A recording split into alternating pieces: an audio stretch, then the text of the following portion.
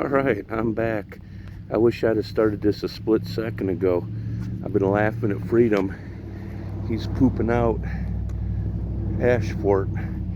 And where this gets funny is, this is the day after the recovery on the railroad grade up in Ashford in the slimy mud. It was bad enough I couldn't hardly see coming home last night, especially when I grumble about people driving with obscured vision. Thankfully it was from the woods from here. But when I pulled out of there, I told Dory this morning, I swear this truck was 1,000 pounds heavier.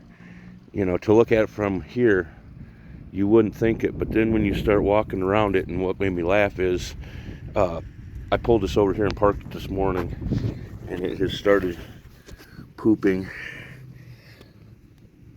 This thing's got some weight in it. It's gonna suck when I clean it because I'm gonna have a pile of dirt for my driveway. Yeah, she started dropping her load of mud as it dries out. I probably should leave the son of a gun sit here for a while, but it was too funny because I was standing over here getting ready to film, and it pooped a big old clog. So anyway, the rest of the story, other than a hellaciously muddy truck, I'm going to fire this right quick because I'm getting ready to clean him. Love Freedom, he come in clutch. I would have took red, but without the front winch, it would have been rough.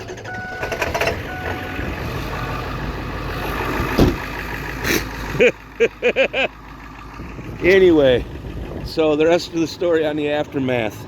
Look at what we were dealing with out there slogging through, and then all that. I had somebody ask me one day, why is it so expensive to do some of these recoveries?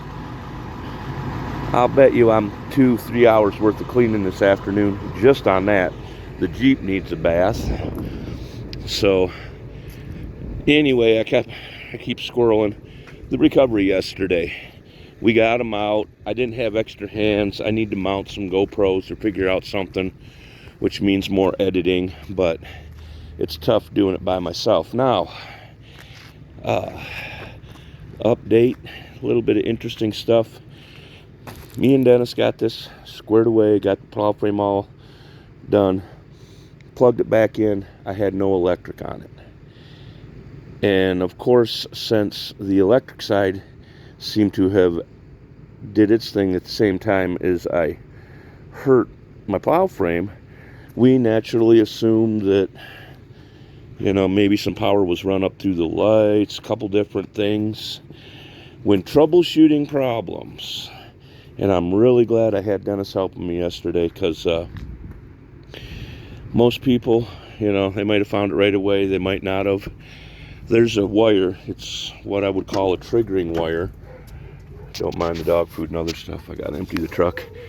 That runs, it's actually that white wire. And they had it where it run down here and along apparently in here to come back around, and you can see its little white self going back into the harness that goes over to run stuff. Well, too funny. Right there's a couple pieces of jacketing that Dennis cleaned off it, but he had to hunt, and there was a break inside the wire, inside the jacketing, that ran my triggering power for the plow. And here, let me pop the hood real quick, show you something. Like I said, I got to get to cleaning. This needs cleaning again. It ain't too bad. I was also, for a minute, you might say, confused, because I know over the years people mix and match stuff. But anyway, all those solenoids there, that solenoid there, that all is plow connected. And of course we were checking connections, and that's that trigger wire I was talking about again. Actually, that one's the ground. They put a lot of weight in here that they shouldn't have, but anyway. So stuff gets mixed and matched. And originally I was thinking I was looking at a Myers plow. And of course then I come over and I looked and I thought, oh no, it says Western right there. But stuff gets mixed and matched and put together. My other plow setup was like that. I was running a Western hoist on a Meyer frame. But when it comes to hunting stuff, sometimes you really got to go out of your way to find a problem. And your typical electrical guy, he probably would, you know,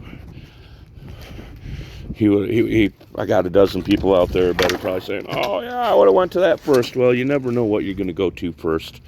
And anyway, so here's my gear from yesterday. Just modified. I mean, we was in it. Sorry about that, guys. So just a little bit more about plow stuff. And I think I mentioned it in one of the other videos how a lot of people, if they had money, would just, you know, they'd go ahead and buy a new piece of the frame and put it in and carry on. So I believe it, yeah, it is this plow right here. This one came with Red Bob, and I want to say it's a Myers. Can't remember. But every piece we're looking at there was pretty much bent, busted, needed to be unmessed. You can see where welds, fresh welds there. I did a whole bunch of rework up in here. Bunch of stuff. And this one's a little bit different. For a lighter plow, it's a plastic back frame. And actually, I really should check and see if the ears on that would match up, because that's a lighter plow and the snow slides off it better. So there's that. Sitting over here is a Chevy plow frame that I believe, because like I said, I got parts from like 3 plow lights I could steal if I needed them. But that's a Western frame. And anyway, I guess the point I'm making is stuff gets mixed up and matched up with the plow stuff. Sometimes, you know, you can put a Western hydraulic lift motor on a Myers plow, because I've got 2 different setups around here. I've got one for a Chevy and one for the Ford. This is a spare Western plow that I actually pulled a few parts off of, and if I broke mine, I'd bet you dollars to donuts that is the right width mounting. And weirdly, I think there's one more floating around somewhere. But anyway, guys, yesterday's mission, we drug them out. I think I squirreled on that like 3 flipping times. I got a lot on my brain. I'm tired. We've been working hard. But yeah, we drug him all the way back down. Once I think I had to do at least one more winch pull, and we back drug him. Got him out. It was 5 hours worth of stuff. My spare plow is actually going to get set up on here. So anyway, guys, weekend update. I probably got a lot of stuff I could add. Like I said before, I'm probably going to start pestering folks about trying to help me make that 1,000 subscribers. That's the next big step.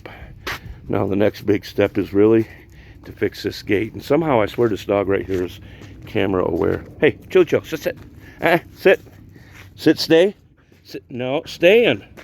He's just a dummy. He won't smile for us. He doesn't ever want to smile outside the bathroom. And he always wants to get out of the way of the camera. How about a smile? Where is it? Smiling. No, that's barking. Smiling. All right, guys. Chucho's still saying we're out. We're out. We got a gate to fix. We got a buttload of cleaning to do. But we're trying. If the astute might notice there's actually more room going into the shop. So we'll see y'all up the road. Thank you for checking us out.